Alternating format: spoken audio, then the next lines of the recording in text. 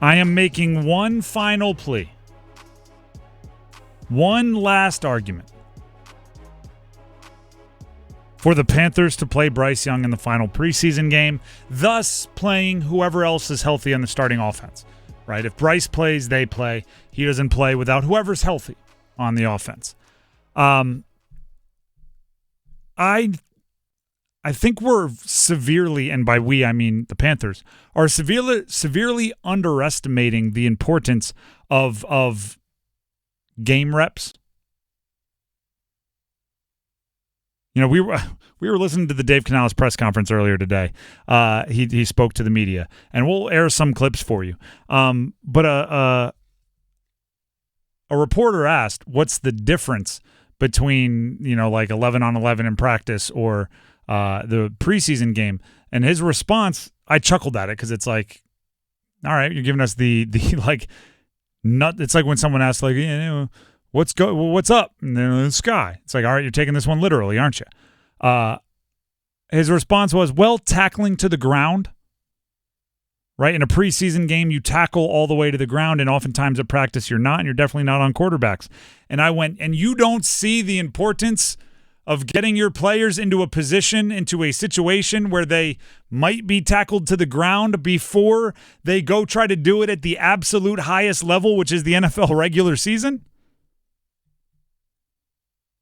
Dave Canales, as part of that press conference, did say he was open to having the starters play this Saturday against the Bills in preseason Game 3. I'm open to playing our guys this week. The same thing I told you after the game is true, though. We have to look at what does that group look like if we put everybody out there. Are there enough of those guys to say, man, this is valuable for us to get these reps? Once we start to get into the depth of different positions, that kind of forces our hands sometimes on, can we play guys or do we need to play them? So again, today was a hard practice. Tomorrow's going to be another hard one. So for me, I have to make sure we get through these 2 days and I collect that information and make the decision as we go forward. I think there's also, because we've been debating this so long, and this is why I'm doing this one more time, and then we're moving on. We're as of tomorrow will be 18 days to the opener. So we got 18 days to get ready for week 1. I'm not going to worry about playing in the preseason anymore. But for today, I do think there's this weird infatuation with assuming that just by playing someone in the preseason, you're like, I don't know, having it's like it's some kind of punishment.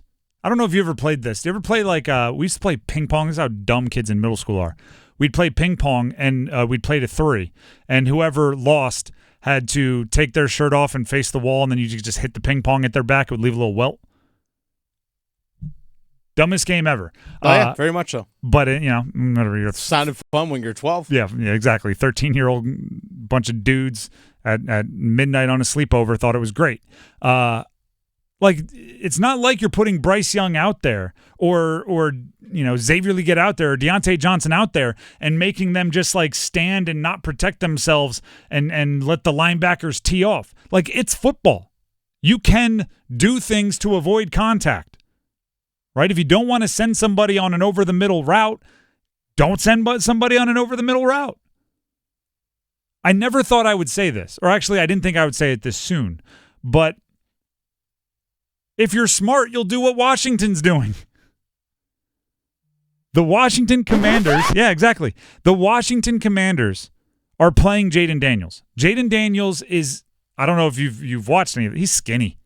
He's slight. He is a skinny individual as far as an NFL football player goes, right? There's certain different level of relativity there. He is a rookie. He is their entire franchise's hope.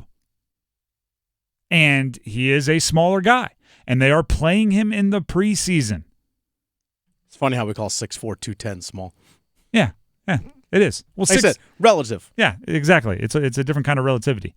Jaden Daniels has dropped back 15 times this preseason.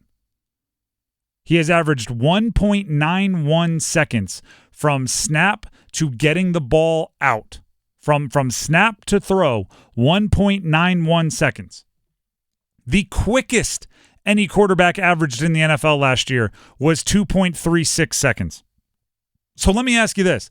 Do you think Jaden Daniels is 4.5 tenths faster of a decision maker than anyone in the NFL last year? And he's that savant-like, and he's that genius where he's dropping back and seeing things so fast that even the Aaron Rodgers and the Matt Staffords, the guys with all this experience, still aren't as quick as him?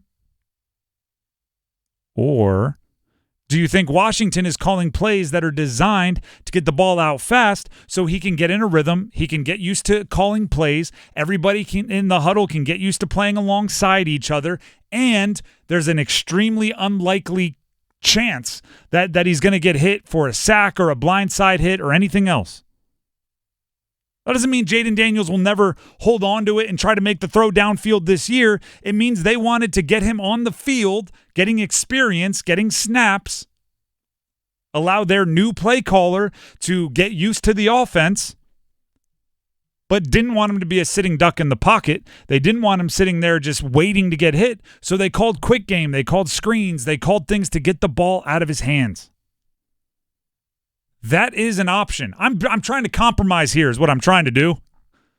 Because I think Bryce Young should be playing, and I think he should be running more of a wide complement of plays. Again, keep it bland. Right? I'm not saying show your trick plays or your counters or your play actions, but I think you should be out there getting him every kind of experience possible. He needs it. But if you're saying you don't want to play him because you don't want to get him hurt, I'm trying to reach across the aisle and compromise here. And say, all right, we'll play him, but we'll use every bit of our judgment and every bit of the things we can control to not allow him to be in harm's way. Right? Offense, I'm going to use a word you hate. Offenses, not just for Carolina, but for every team in the preseason are already vanilla. There's that word again. They're already bland. No one shows their entire offense. But they still go out there, right? It is worth it to run what you feel you can run, no matter how limited that playbook is.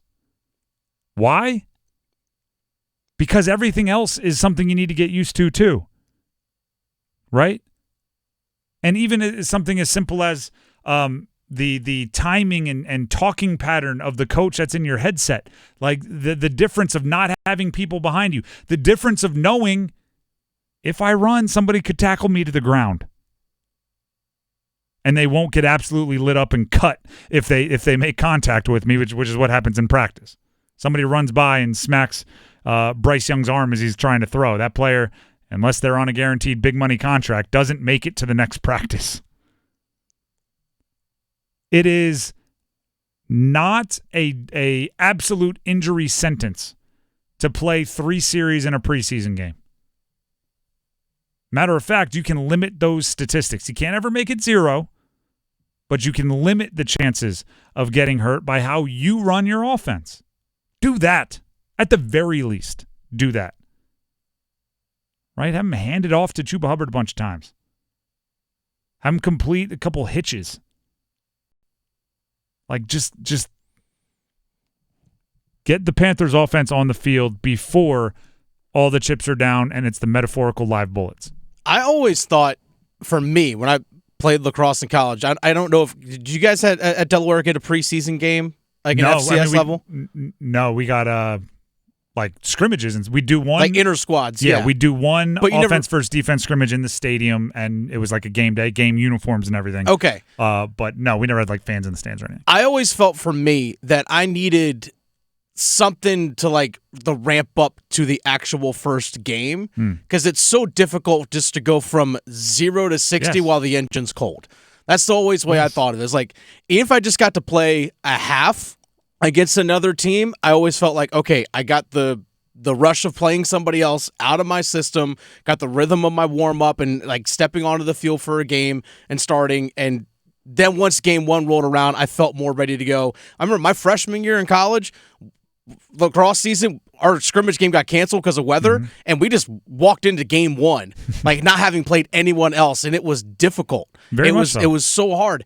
And I remember every year after that, we had a scrimmage, and it was so much easier. And you know, college football, you know, for lack of a better term, we usually had a tune-up game, right? We usually had a team that we were going to blow out to start the year.